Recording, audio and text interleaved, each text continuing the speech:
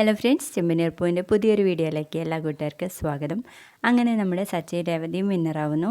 അതിനുശേഷം വീട്ടിലാണെങ്കിൽ ചന്ദ്രമതിയുടെ നേതൃത്വത്തിൽ കുറച്ച് ആളുകൾ പൂമാലയും കുഴലും ചെണ്ടയൊക്കെ കൊണ്ടുവന്ന് നിൽക്കുക കേട്ടോ.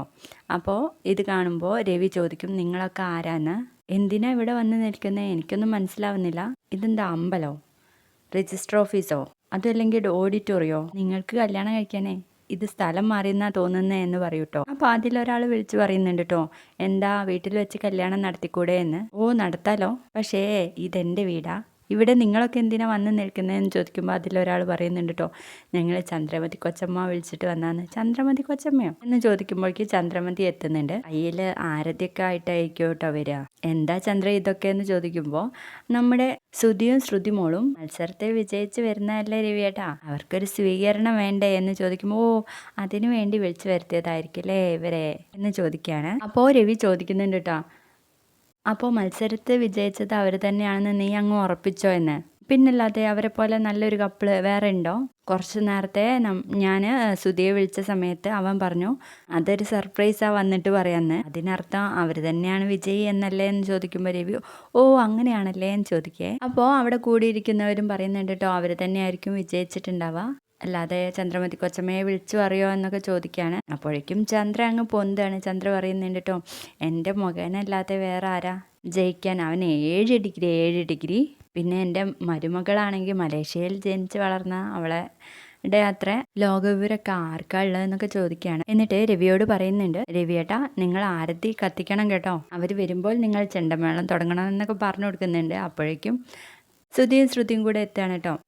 അപ്പോൾ ചന്ദ്രയ്ക്കാണ് കേട്ടോ ആരവം, അയ്യോ ബെസ്റ്റ് കപ്പിൾസ് എത്തി എന്നൊക്കെ പറഞ്ഞിട്ട് അവർ വരുമ്പോഴേക്കും ചെണ്ടമേളൊക്കെ കണ്ട് തുടങ്ങും കേട്ടോ. ഇത് കണ്ടത് ശ്രുതി അങ്ങ് ചാടി കളിക്കാൻ വേണ്ടിയിട്ട് തുടങ്ങുവേ. അപ്പോഴേക്കും ചന്ദ്ര വിളിക്കുന്നുണ്ട് കേട്ടോ, കയറി വാ മക്കളെ കയറി വാ എന്ന്. ശ്രുതി ഇതാ വരുന്ന അമ്മയെന്നൊക്കെ പറഞ്ഞിട്ട് അവിടെ നിന്ന് കളിക്കുക തന്നെയാണ് കേട്ടോ. അപ്പോഴേക്കും ഇതൊന്ന് പിടിച്ച് രവിയേട്ടാ എന്ന് പറഞ്ഞിട്ട് ചന്ദ്ര പോയി കെട്ടുപിടിച്ചോ എൻ്റെ മക്കളെ, ഉമ്മ എന്നൊക്കെ പറഞ്ഞിട്ട് രണ്ടുപേരെയും കെട്ടുപിടിച്ച് ഉമ്മയ്ക്ക് കേട്ടോ. അങ്ങനെ മാല ഇടാൻ വേണ്ടിയിട്ട് രണ്ടാളുകൾ പോകുമ്പോൾ നമ്മുടെ ശ്രുതി പറയുന്നുണ്ട്, ഒരു മിനിറ്റ് ആൻറ്റി, ഞങ്ങൾ മത്സരത്തിൽ വിജയിച്ചില്ലെങ്കിലും നിങ്ങൾ ഞങ്ങൾക്ക് സ്വീകരണമൊക്കെ തന്നല്ലോ എന്ന്. ഇത് കേൾക്കുന്ന ചന്ദ്രയാണെങ്കിൽ ആകെ ഞെട്ടി തരിച്ച് നിൽക്കുക കേട്ടോ. ഇത് കേൾക്കുന്ന രവിക്കാണെങ്കിൽ ചിരിച്ചിട്ട് വയ്യ കേട്ടോ. അപ്പോൾ നിങ്ങൾ വിജയിച്ചില്ലേ എന്ന് ചോദിക്കുമ്പോൾ ഇല്ല ആൻറ്റി എന്ന് പറയുമ്പോഴേക്കും രവി പറയുന്നുണ്ട്, അയ്യോ മാല ഇടാൻ വരട്ടെ. പിന്നെ ആരെ വിജയിച്ചെന്ന് ചോദിക്കുകയാണ്. അപ്പോഴേക്കും ചന്ദ്ര ചോദിക്കുന്നു, നീ അല്ലടാ പറഞ്ഞത് സർപ്രൈസ് ഉണ്ടെന്ന്. അല്ലമ്മേ, തോറ്റത് ഒരു സർപ്രൈസ് ആണല്ലോ, അതാണ് ഞാൻ ഉദ്ദേശിച്ചതെന്ന് പറയണേ. പിന്നെ ആരാ വിജയിച്ചതെന്ന് ചോദിക്കുമ്പോഴേക്കും ശ്രീകാന്തും വർഷയും കൂടെ വരുന്നുണ്ട് കേട്ടോ. അപ്പോൾ ചന്ദ്രയുടെ വിചാരം അവരായിരിക്കുന്നതാണ് കേട്ടോ. അപ്പോഴേക്കും അവരെങ്കിലും ജയിച്ചല്ലോ എന്നും പറഞ്ഞിട്ട് കൊട്ട എന്ന് പറയുമ്പോൾ നമ്മുടെ ശ്രീകാന്തും വർഷയും ഭയങ്കര ഡാൻസൊക്കെ കളിച്ചിട്ടാണ് കേട്ടോ വരുന്നത്. എന്നിട്ട് ശ്രീകാന്ത് വന്നിട്ട് പറയും, എന്താ അമ്മ ഇതൊക്കെ എന്ന്. അപ്പോൾ രവി പറയുന്നുണ്ട് കേട്ടോ, ശ്രുതിയാണ് ജയിച്ചതെന്ന് വിചാരിച്ചിട്ട് അമ്മ ഏർപ്പാടാക്കിയ ആളുകളാണ് ഇതൊക്കെയെന്ന്.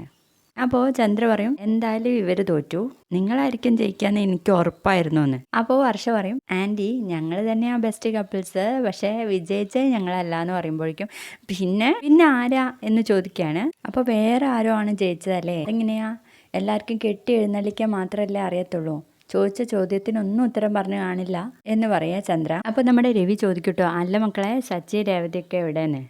ഓ സച്ചി രേവതിയും ഞാൻ പറഞ്ഞു തരാം, പല പച്ചക്കറി കടകളിലും സാധനങ്ങൾ കൊടുക്കുന്നതിന് ഫ്രീ ആയിട്ട് കറിവേപ്പില കൊടുക്കാറില്ലേ, അതുപോലെയാ ഇവർ രണ്ടുപേരും പോകുമ്പോൾ മറ്റവരും കൂടി പോയത്. ഇവിടെ പഠിച്ചവർക്ക് തന്നെ സമ്മാനം കിട്ടിയില്ല, പിന്നെ അവർക്ക് എന്ന് പറയുമ്പോൾ ശ്രീകാന്ത് പറയാൻ വേണ്ടി നിൽക്കുമ്പോഴേക്കും അടുത്ത കാർ എത്താണ് കേട്ടോ സച്ചിയുടെ.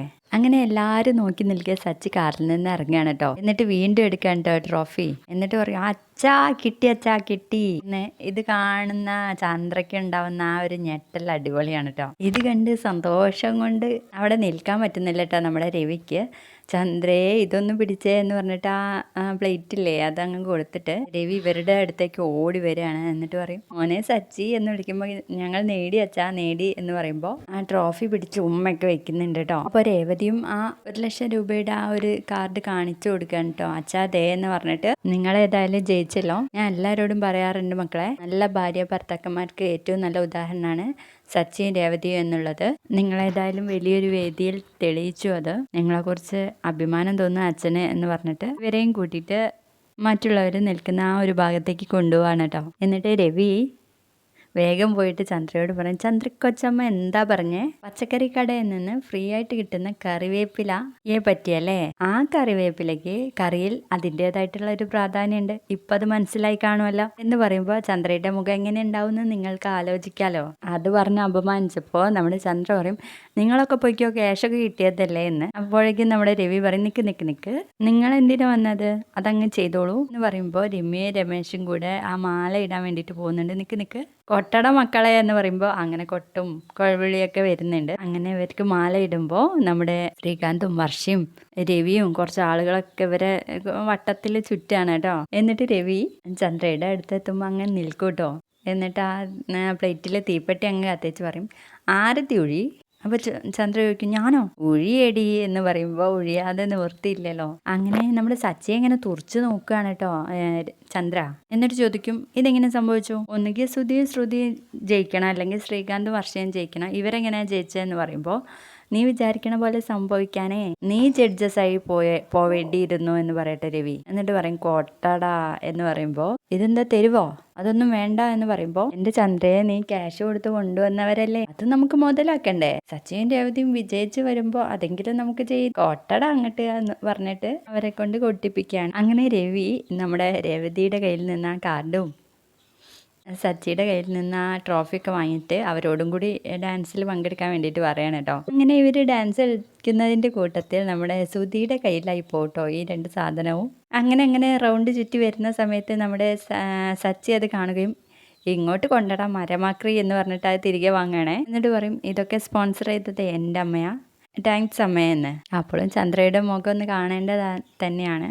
അപ്പോൾ നമ്മുടെ രവി പറയുന്നുണ്ട് കേട്ടോ, തോറ്റവരും ജയിച്ചവരൊക്കെ ക്ഷീണിച്ച് വന്നതല്ലേ, അപ്പോൾ എന്തെങ്കിലും കഴിക്കാം, ഉള്ളിലേക്ക് പൊക്കോളൂ എന്ന് പറയണേ. വീഡിയോ ഇഷ്ടപ്പെട്ടാൽ തീർച്ചയായും ഒന്ന് ലൈക്ക് ചെയ്തൊന്ന് സപ്പോർട്ട് ചെയ്യണേ. ബൈ.